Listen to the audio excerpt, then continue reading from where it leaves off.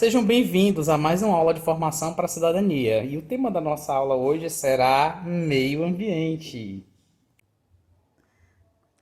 Falaremos sobre o contexto em que surgiu o discurso ambiental, faremos uma análise da evolução desse contexto. Falaremos sobre alguns eventos internacionais que discutiram a questão ambiental, como o Encontro de Estocolmo de 1972, quando foi criado o Dia Internacional do Meio Ambiente. Trataremos sobre a evolução dos debates da questão ambiental, o desenvolvimento sustentável, a Carta da Terra e medidas práticas, alguns exemplos práticos que vocês podem adotar para colaborar com a sustentabilidade no cotidiano de vocês. Inicialmente, devemos fazer uma análise sobre a evolução dos seres humanos. Ao longo da sua história, os seres humanos eles começaram a aprimorar as ferramentas que eles utilizaram para o seu trabalho. À medida que eles melhoravam essas ferramentas, eles puderam progressivamente melhorar as técnicas e assim criando condições necessárias para superar as limitações que eram impostas pelo meio, pela natureza. Dessa forma, os seres humanos eles aprimoraram cada vez mais essas ferramentas, chegando ao ponto de criarem as máquinas e instrumentos cada vez mais avançados. E assim, os seres humanos passaram a dominar o espaço natural, transformando-o em uma nova realidade, uma realidade cada vez mais artificial.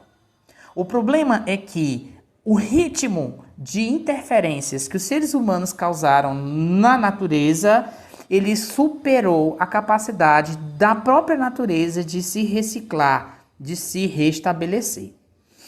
A Revolução Industrial, iniciada na Inglaterra, ela foi no século XVIII, foi o marco dessa transição, né? Desse momento em que os seres humanos eles passam a dominar cada vez mais a natureza. E aí, daí para frente, as tecnologias elas vêm aumentando cada vez mais. E isso ampliou a intervenção que os seres humanos têm no planeta Terra. Outro aspecto interessante desse desenvolvimento tecnológico foi que, graças aos conhecimentos científicos, os seres humanos evoluíram a medicina, possibilitando o tratamento de doenças que antes eram tidas como fatais, mas aumentando a expectativa de vida, proporcionando aí um aumento da população. Cada vez aumentando mais essa população, o impacto desse grande contingente de pessoas acaba também pesando sobre as condições ambientais. Entretanto, nós já temos 3 séculos em que aconteceu aí a Revolução Industrial, mas o discurso ambiental ele é bastante recente. Ele começou no final da década de 1960 e mesmo nessa data ele não conseguiu conquistar um grande percentual da população do planeta. Ele ficou restrito a uma pequena quantidade de pessoas, certo? Então, anteriormente a essa data, não existia nenhum debate a respeito da forma como os seres humanos estavam produzindo a destruição da natureza, do ambiente e, proporcional a isso, a sua própria destruição. O primeiro evento desse tipo foi o Clube de Roma, onde tudo começou, né? E ele tratava-se de um grupo de pessoas ilustres que se reuniam para debater uma grande quantidade de assuntos que eram relacionados à política, à economia, mas sobretudo ao desenvolvimento e à questão ambiental. Ele foi fundado em 1988 pelo industrial italiano Aurelio Peccei e pelo cientista escocês Alexander King. Tornou-se muito conhecido a partir de 1972, no ano da publicação do seu relatório Os Limites do Crescimento, elaborado pela equipe do MIT, controlada pelo Clube de Roma e chefiada por Dana Meadows. O relatório ficaria conhecido como o Relatório do Clube de Roma ou simplesmente Relatório Meadows, e tratava de problemas cruciais para o desenvolvimento da humanidade, tais como energia, poluição, saneamento, saúde, ambiente, tecnologia e crescimento populacional. Ele foi publicado em mais de 30 idiomas, vendeu mais de 30 milhões de cópias e hoje, ainda hoje, é considerado o livro sobre o meio ambiente mais vendido na história. Utilizando-se de modelos matemáticos, o MIT chegou à conclusão de que o planeta não suportaria o crescimento populacional devido a uma pressão gerada sobre os recursos naturais e energéticos no aumento da poluição, mesmo tendo em conta que haveriam avanços tecnológicos cada vez maiores no futuro. E aí, como resposta, gente, eles criaram aí a teoria do crescimento zero, ou seja, seria parar o crescimento de todas as economias do mundo para evitar que acontecesse aí a destruição do planeta. Isso gerou uma série de críticas que foram veiculadas de que era uma forma de tentar limitar o crescimento dos países pobres. E aí, o teor desse estudo, ele não foi muito levado em conta. Em contrapartida a esse estudo, as agressões ao meio ambiente, elas continuaram. Podemos ver aqui algumas imagens que mostram esses problemas.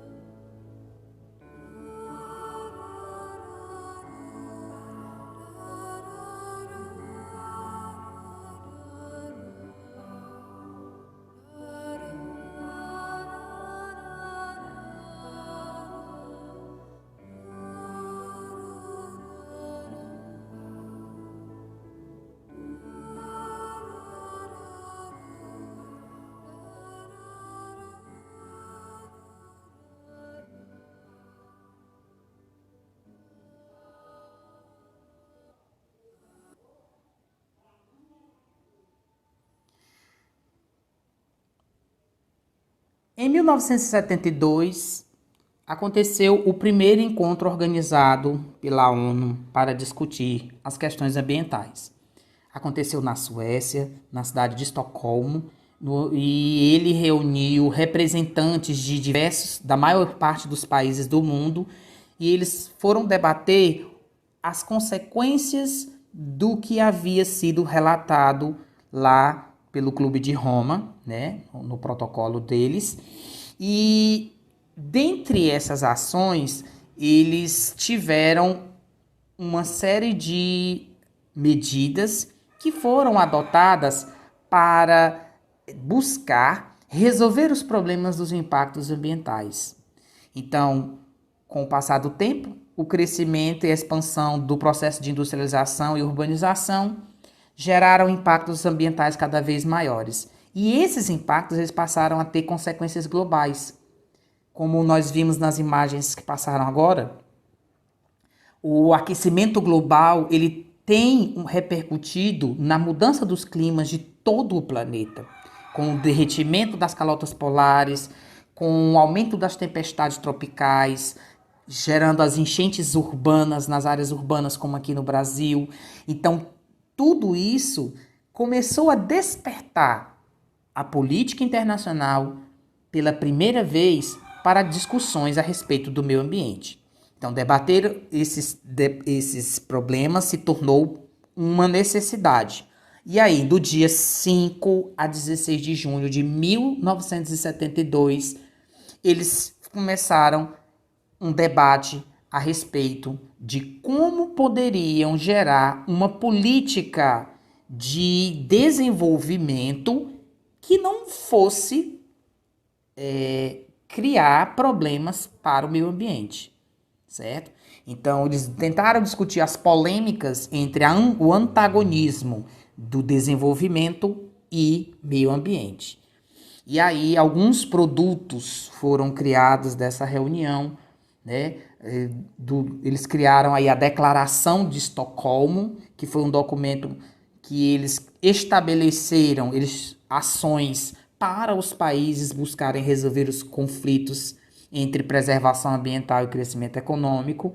E dentre essas ações, eles estabeleceram aí, primeiro, a criação do Programa das Nações Unidas para o Meio Ambiente, o PNUMA, certo? E aí, depois desse evento, vários eventos começaram a acontecer a cada 2 anos para discutir as questões ambientais, certo? A ONU, pela primeira vez, ela criou um órgão só para debater questões ambientais, tá bom? E eles instituíram aí, a partir dessa data, que no dia 5 de junho seria comemorado aí, celebrado internacionalmente, o Dia Internacional do Meio Ambiente, certo? Então, no mundo todo, o dia 5 de junho é o Dia do Meio Ambiente, tá certo?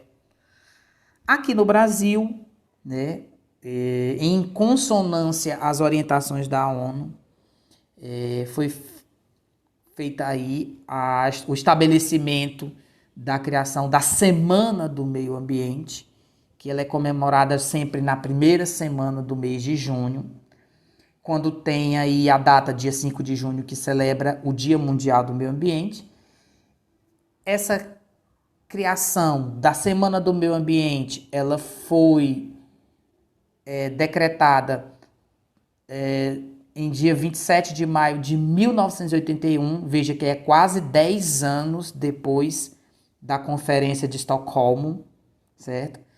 E aí um decreto, né, na forma de lei, né, o decreto número 86.028. O objetivo desse decreto era contemplar, né, complementar a celebração do Dia do Meio Ambiente instituída pela ONU e criando aí a introdução dentro da sociedade brasileira de um debate sobre pautas que tratassem sobre a preservação do patrimônio natural do Brasil, certo? Ainda eram discursos muito incipientes, né? Era tudo uma novidade, não tinham muitos estudos sobre essa área para embasar as ações, mas aí nós já tivemos um avanço, porque depois dessa data começam a ser criadas as secretarias de meio ambiente, tanto nos municípios como nos estados, e os ministérios do meio ambiente, Instituto Chico Mendes. Então, várias instituições começam a ser criadas no Brasil para debater a condição ambiental. O principal objetivo da Semana do Meio Ambiente, gente, é conscientizar a comunidade sobre a importância de preservar os diferentes tipos de ecossistemas. Entre os meios mais utilizados para isso, destacam-se palestras que podem acontecer nas escolas, para tentar conscientizar as pessoas do consumo sustentável. Isso porque o consumo desenfreado de produtos gera um impacto muito grande no meio ambiente. Pode ser criado workshops em lugares públicos para falar sobre reciclagem. Pode ser feita a apresentação de projetos de economia sustentáveis, ou também sobre realizar uma ação prática de coleta de lixo em parques, nas praias, nas praças, fazer a limpeza urbana, né? Plantio de mudas de árvores e assim vai. Depois disso, foram criados vários eventos, como eu falei, pela ONU, para discussão sobre o meio ambiente. E o mais importante deles foi a Eco 92, ou Rio 92, que foi um encontro que aconteceu aqui no Brasil, no ano de 1992, para debater as condições do meio ambiente. Foi a primeira conferência da ONU sobre o meio ambiente, que a partir daí ela foi oficializada. A cada 2 anos teríamos esse encontro, certo? E aí dessa veio a Rio mais 20, que vocês já devem ter escutado falar, Rio mais 10, que são 10 anos, 20 anos depois desse encontro, tá bom? E um dos produtos que começou a ser elaborado nessa data foi a Carta da Terra. Ele começou a ser elaborado em 92, foi entregue no ano 2000 e ele na cúpula do milênio, e ele tem 16 princípios básicos para estabelecimento da democracia, dos direitos humanos, da diversidade e o desenvolvimento econômico sustentável, certo? Esses 16 princípios, eles são divididos em 4 temas fundamentais: respeito e cuidado da comunidade da vida, integridade ecológica, e nós temos também justiça social e econômica, democracia e não violência e paz, certo? Então, esse documento, gente, ele foi publicado, daqui uma fotozinha do livro, e ele orienta, gente, a criação de documentos muito importantes nas secretarias de meio ambiente dos municípios, chamado Agenda 21, que aí ele vai colocar na pauta das discussões municipais essa lógica do meio ambiente. Então vamos lá. Quais são os princípios? Respeito à vida, à terra, em todas as comunidades da vida, com compreensão, compaixão e amor. Construir sociedades democráticas que sejam justas, participativas e sustentáveis. Garantir as dádivas e a beleza da terra para as atuais e as futuras gerações, proteger e restaurar a integridade dos sistemas ecológicos da terra, com especial preocupação para a diversidade biológica pelos processos naturais que sustentam a vida. Prevenir danos ao meio ambiente, adotar padrões de produção e consumo que sejam conscientes, avaliar o estudo de sustentabilidade ecológica dos locais, erradicar a pobreza com imperativo ético, social e ambiental, garantir que as atividades e instituições econômicas em todos os níveis promovam o desenvolvimento humano, afirmar a igualdade e a equidade de gênero como pré-requisito para o desenvolvimento sustentável e assegurar o acesso universal à educação, assistência à saúde e oportunidades econômicas. Defender sem discriminação os direitos das pessoas e do ambiente, fortalecer as instituições democráticas em todos os níveis e proporcionar-lhes transparência, integrar na educação formal a aprendizagem ao longo da vida, conhecimentos, valores, habilidades necessárias para o modo de vida sustentável, tratar todos os seres vivos com respeito e promover uma cultura de tolerância e não violência e paz, que foi o tema daquela outra aula de cidadania que eu tratei com vocês. Esse videozinho, ele traz algumas dicas bem legais que a gente pode trabalhar no nosso cotidiano para desenvolvimento sustentável.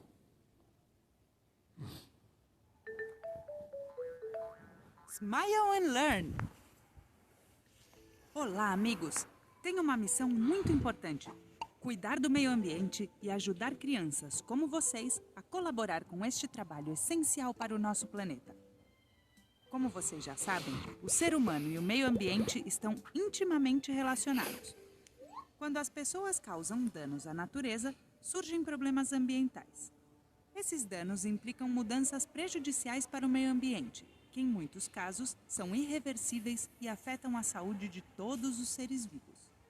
Vejam este rio. As pessoas despejaram resíduos, a água foi poluída e agora ninguém pode beber água limpa. Além disso, existem muitos animais e seres vivos que vão morrer por causa da poluição. Felizmente, proteger a natureza e cuidar do meio ambiente está em nossas mãos. Para isso, eu trouxe um decálogo para você com 10 ideias muito fáceis. Vamos ver quais são.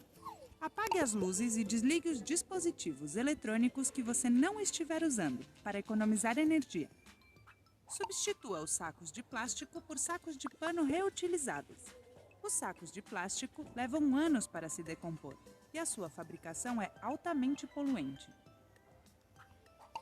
Separe e recicle os diferentes tipos de lixo. orgânico, não orgânico, plástico, vidro e papel. Verifique as torneiras para ver se estão sempre fechadas, para não desperdiçar água. Não use o vaso sanitário como uma cesta de lixo. Você sabia que toda vez que puxamos a descarga, gastamos 10 litros de água? Tome banho de chuveiro ao invés de banho de banheiro. Em um banho de chuveiro de 5 minutos, podemos gastar 100 litros de água e durante um banho de banheira, até 250 litros. Feche a torneira enquanto estiver escovando os dentes. Se escovarmos os dentes com a torneira aberta, podemos gastar uma média de 20 litros em cada lavagem. Reutilize o papel. Lembre-se de que, por exemplo, você pode usar os 2 lados de uma folha para aproveitá-la ao máximo. Recolha o lixo quando for para a praia ou para a montanha. Cuide e respeite os animais, flores e árvores ao seu redor. Não são ideias muito fáceis? Com certeza vocês já fazem algumas delas. Com ações muito simples, como reciclar, economizar energia e água e cuidar dos seres vivos, estamos contribuindo para um planeta mais sustentável. Você conhece esta palavra? Um planeta ou cidade sustentável é aquela que oferece uma boa qualidade de vida aos seus habitantes, sem colocar em risco os recursos da natureza. Dessa forma, as gerações futuras encontrarão um planeta maravilhoso, onde o crescimento econômico, o cuidado com o meio ambiente e o bem-estar social estarão em equilíbrio. Lembre-se de que está em suas mãos. Você quer participar da nossa missão?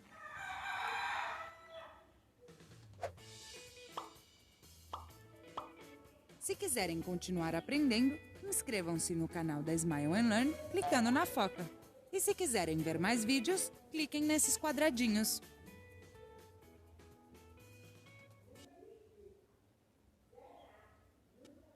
Bem, gente, esse era o recado que eu tinha para dar para vocês. Espero que todos se tornem agentes promotores do desenvolvimento sustentável. São ações bem práticas que vocês podem realizar no cotidiano da vida de vocês para melhorar nossa qualidade de vida. Um abraço, até o nosso próximo encontro. A gente se vê.